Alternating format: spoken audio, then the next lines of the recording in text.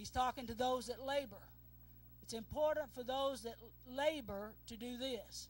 He said, I beseech you, brethren, mark them which cause division and offenses contrary to the doctrine which you have learned, and avoid them. He was talking to the folks that labor. He said, mark those that cause division. What I see really jumped out of the page on me, he named every one of these people that were beloved. He named every one of these that were workers. But when it come down to the ones causing division and strife, he didn't put a name on them. He didn't even acknowledge them with a name. When somebody calls you by name, it is empowering you. He did not even give those a name, those that were creating division and strife. He said, mark them and avoid them. Instructions to the church. Are you getting this morning as you labor here in this house?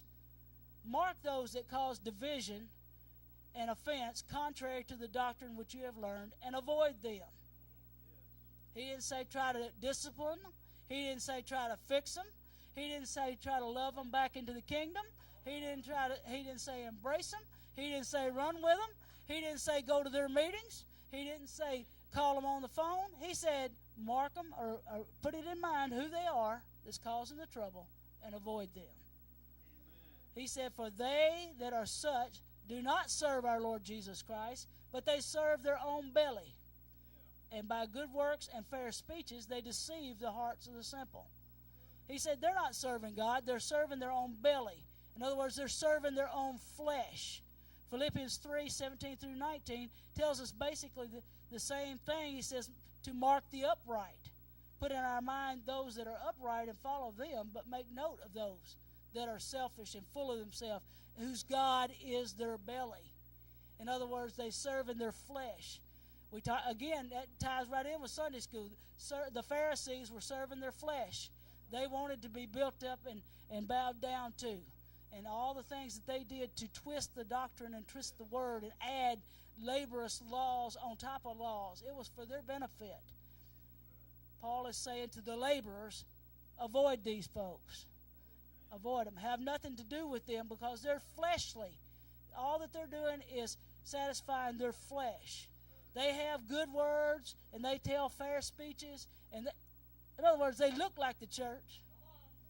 They talk like the church. They can two-step like Sister So-and-so in the church. They can shout a little bit, trying to be like co-pastor. They might can sing a little bit, trying to do this and do that. They all look good on the outside, but they're serving their belly, their flesh desires. One of the most base things about us is our hunger. To feed ourselves is a necessity, but to glutton, to fill that belly, to satisfy the things of the flesh, to deceive the hearts of the simple. You look at the ones that cause division and strife. The ones they go after are the simple ones.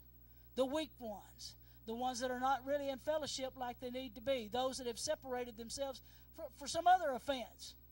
But you look at the ones that cause division and strife, and that's the ones they'll round up to them, the ones that hurt, the ones that have a little complaint, the ones that could be restored with some effort and with some love, but they've distanced themselves. The ones that tear up, they will align themselves with the weak, just like the wolf will get that little baby sheep that hadn't quite got his legs.